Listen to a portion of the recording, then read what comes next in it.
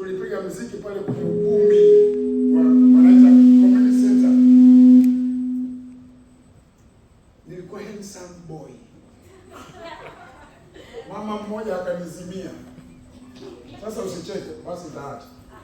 Kaa kwenye kiti. Unajua, kama ungekuwa umeelewa kwa nini nawapenda. Nimeokoka nikiwa mtu mzima. Napenda niwaambie vitu ambavyo mimi niliviishi. Nikanusurika kufa mara kadhaa kwa sababu hii ya kunifanya leo nisimame mbele yako. Kumbe yule mama alikuwa ni mchepuko wa jamaa ambaye anaitwa Toro. Kazi yake ni kuuza nyama kwenye mabucha. Sasa unajua kisu, yeye kwake kisu ni kama vile wewe unapaka rangi kwenye kucha. Unaweza kupaka ya blue. Yule mama akanizimia. Na mimi kwa kukosa akili, kwa sababu masikio yangu hayakuwa na akili, akanichukua yule mama. Alichukua yeye, sio mimi. Maana alinipeleka kwake. Akanipakulia ubwa na njegere. Mara nikasikia dirishani kongo. Sasa ile nyumba kulikuwa kunapigwa chimpumu. Pombe fulani. Mlango wa uani hakuna. Mlango uko mbele. Yule mama jina analihifadhi. Wewe fungua. Nenda kwa mkeo usilete vurugu. Nakwambia fungua. Nikasema Mungu. Mwili yote ngozi kama ile ya kuku unajua. Mtu ukishuka na hofu kuna ngozi fulani.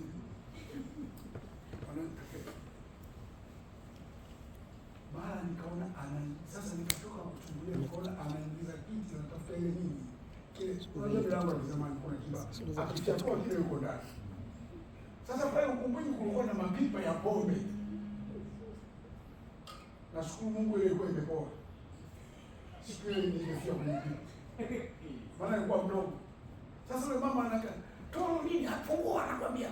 Na hapo kambwa kako leo nakachinja." Nikakusanya viatu na nguo zangu nikapenya nyuma yule mama kuniona. Kambwa kenye nani sasa? Mimi. Mara nikasikia kutii karuka huo bwana. Sasa anaingilia uwanja ambako hakuna mlango. Nikaona mama yangu imekwisha. Bahati nzuri nyumba ilikuwa ina umeme. Nikakuta pipa moja kuweka lina pombe, nikaingia kwenye pipa nikaruka hivi. Niko mdogo. Kwa nikajiweka kama kabare hivi nasikia. Wapangaji ndio nasikia.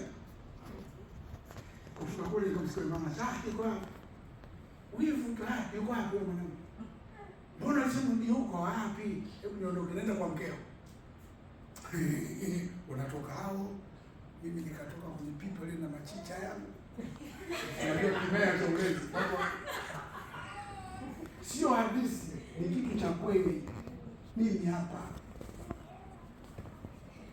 Nikaenda kule nyuma na mimi nikapanda huo nikarudi hotelini. Tangu siku hiyo. Tunasema cha mtu mafu. Ndio maana nikisimama na nakwambia sina mpango wa kufa. Mungu ameninusuru kwenye mambo mengi sana. Unanielewa sijui? Hata wewe hauko hapa kwa bahati mbaya. Utakaposimama katika kile tulichokisoma kwenye Yeremia ile. Umeelewa? Kwamba katika macho yao na hawana kingine ile kutamani. Ukiondoa tamaa, then vitakuja vya Mungu. Tunakosea sisi, tunatanguliza tamaa alafu Mungu anasubiri. Sasa usilie na kukuta. Amen. Amen. Mimi niko hapa nawaambia watoto mambo mengi. Wala mimi sikuokoka kwamba nilikuwa naumwa. Wala mimi sikuokoka ni maisha magumu. We really had good time na rafiki yangu wengi. Kama ni bata tulikuwa tunakula bata wale kwenye Ufaransa. Sio bata wanakula machicha. Maisha mimi nimekuja Dar es Salaam mimi nyama ilikuwa inauza kilo moja shilingi 1.10. Nusu shilingi 55.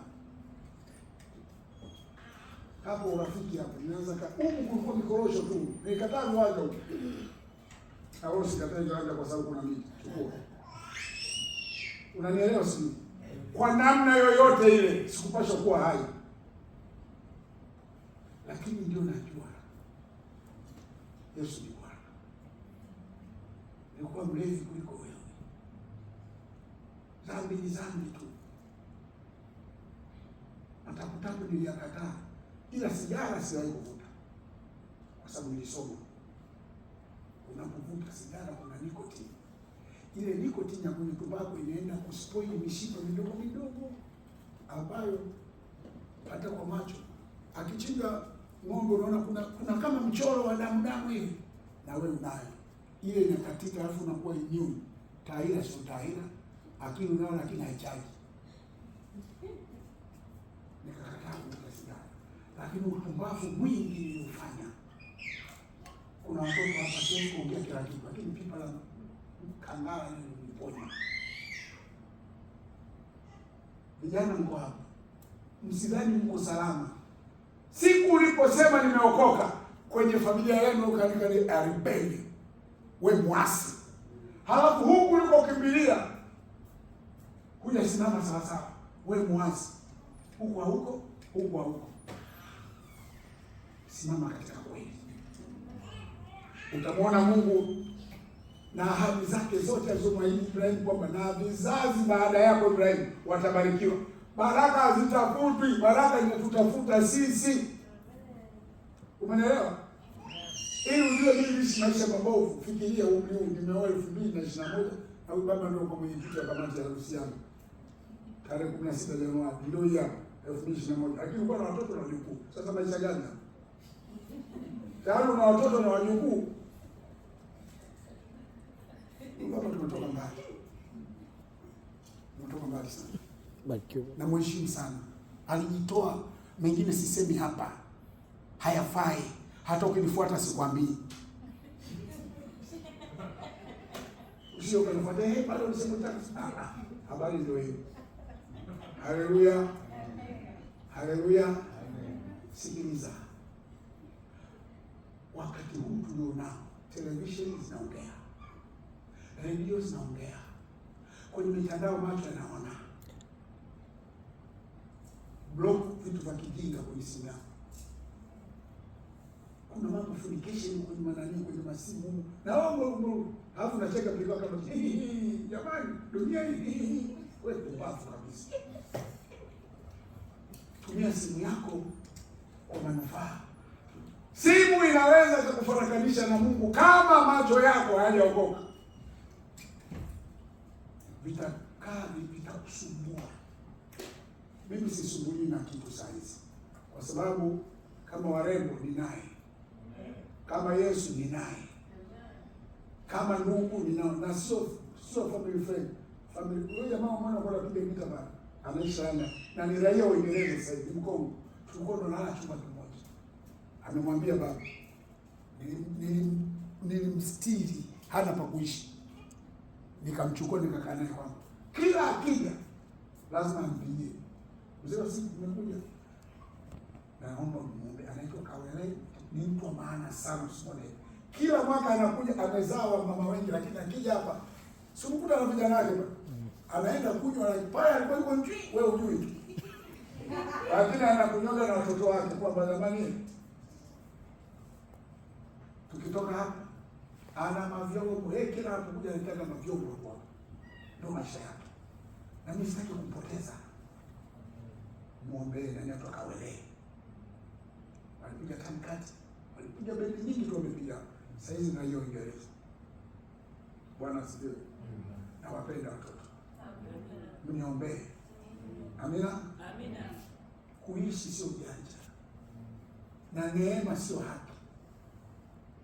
Gift is not your right.